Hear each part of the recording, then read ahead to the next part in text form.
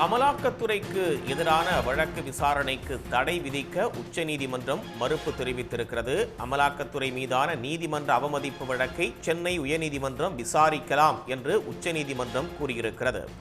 அமலாக்கத்துறை துணை இயக்குனர் செப்டம்பர் 17 நேரில் ஆஜராகவும் சென்னை உயர்நீதிமன்றம் உத்தரவிட்டிருந்தது. கடந்த ஜூன் மாதம் ஆகாஷ் பாஸ்கரன் இல்லத்திற்கு சீல் வைத்த அமலாக்கத்துறைக்கு உயர்நீதிமன்றம் கண்டனத்தை தெரிவித்திருந்ததும் குறிப்பிடத்தக்கது. அமலாக்கத்துறை சீல் வைத்தது தவறு என்று சென்னை உயர்நீதிமன்றம் உத்தரவை பிறப்பித்திருந்த நிலையில் பெரும் சந்தேகத்தின் அடிப்படையில் சொத்துக்கு சீல் வைக்க முடியாது என்றும் சென்னை உயர்நீதிமன்றம் தெரிவித்திருந்தது.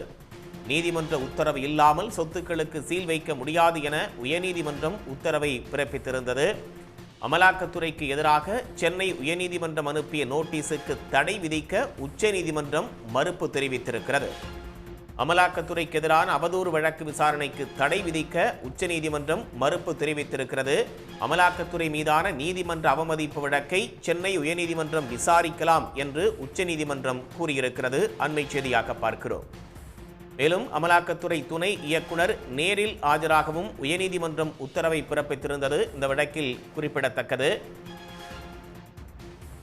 அமலாக்கத்துறை சீல் வைத்தது தவறு என்று சென்னை உயர்நீதிமன்றம் உத்தரவை பிறப்பித்திருந்தது.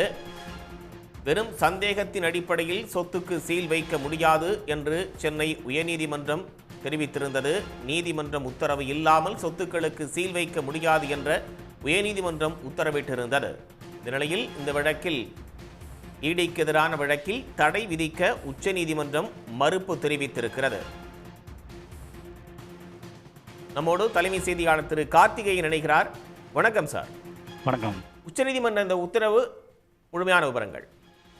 அதாவது இந்த ஆண்டு ஏர்லியர் திஸ் இயர் நம்ம ஒரு ஏப்ரல் ஜூன் வாக்கில் அதற்கும் முன்பும் சரி இடி ஆகாஷ் பாஸ்கரன், தயாரிப்பாளர் ஆகாஷ் பாஸ்கரன் மற்றும் அவர் சார்ந்த ஒரு இன்னொரு நண்பர் விக்ரம் ரவீந்திரன் போன்றவர்கள் இடத்தில் எல்லாம் பெரிய அளவிற்கு சோதனைகள் நடத்தியது.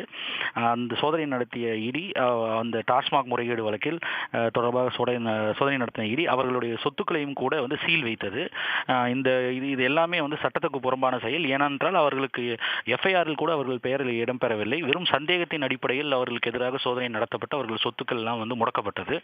இதை எதிர்த்து அவர்கள் வழக்கு பதிவு செய்திருந்தார்கள். அதை விசாரித்த உயர்நீதிமன்றம் கூட அந்த சொத்துக்களுக்கு சீல் வைத்தது முறையற்றது, சட்டத்துக்கு புறம்பானது.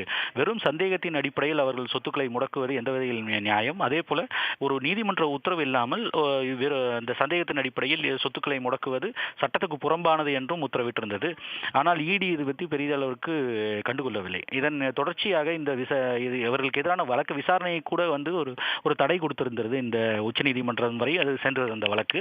அதை விசாரித்து தொடர்ந்து இடியை இது முறைகேடாக செயல்படுகிறார்கள், உத்தரவை மீறி செயல்படுகிறார்கள் என்ற முறையில் அவர்களுக்கு எதிரான ஒரு விமர்சனம் இருந்த வண்ணம் இருந்தது.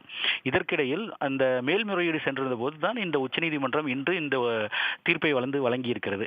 இடி கண்டெம்ட், அதாவது நீதிமன்ற அவமதிப்பு வழக்கு, அவர்களுக்கு எதிராக நடக்கக்கூடிய வழக்கை தொடர்ந்து விசாரிக்கலாம் என்றும் அதற்கு எந்த தடையும் இல்லையும் என்றும் தான் இன்று உத்தரவு வழங்கியிருக்கிறது. இடி ஒரு ரிலீஃப் எதிர்பார்த்தார்கள் உச்சநீதிமன்றத்தில், அவர்களுக்கு சாதகமான ஒரு நிலை வரும் என்று.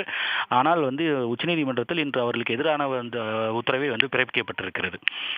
வெறுமனே சந்தேகத்தின் அடிப்படையில் தொடர்ந்து அந்த டாஸ்மாக் முறைகேடு வழக்கில் திமுக சம்பந்தப்பட்டவர்கள், அதே போல ஆகாஷ் பாஸ்கரன், தயாரிப்பாளர் ஆகாஷ் பாஸ்கரன் போன்றவர்கள் இடத்தில் எல்லாம் பெரிய அளவுக்கு சோதனைகள் நடைபெற்றது.